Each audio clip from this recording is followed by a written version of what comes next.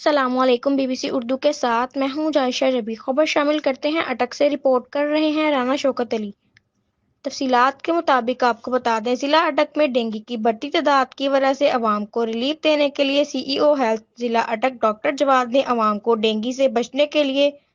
کیا احتیاطی تدابیر بتائی ہیں، ان کی زبانی سنیے۔ اور اس سال بارشوں کا اندازہ یہ ہے کہ بارشیں عام سالوں کی نسبت زیادہ ہوں گی، اور اگر ہمارے سٹیٹس کو دیکھا جائے تو اس سال ڈینگی مچھر اور ڈینگی مچھر کا جو لاروا ہے اس کی تعداد بھی روٹین سے زیادہ ہے۔ جیسے کہ آپ تمام لوگوں کو معلوم ہے کہ ڈینگی وائرس ایک خاص قسم کے مچھر سے کے کاٹنے سے پھیلتا ہے، اور اس مچھر کی افزائش کھڑے ہوئے پانی میں، صاف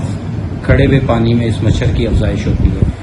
آج کے اس میسج کے حوالے سے تمام حضرات سے میری یہ اپیل ہے کہ اپنے ارد گرد کا ماحول، اپنے گھر کا ماحول، اس کو صاف رکھیں، کہیں پہ صاف پانی کو کھڑا نہ ہونے دیں کہ جس کی وجہ سے مچھر کی افزائش زیادہ ہو سکے۔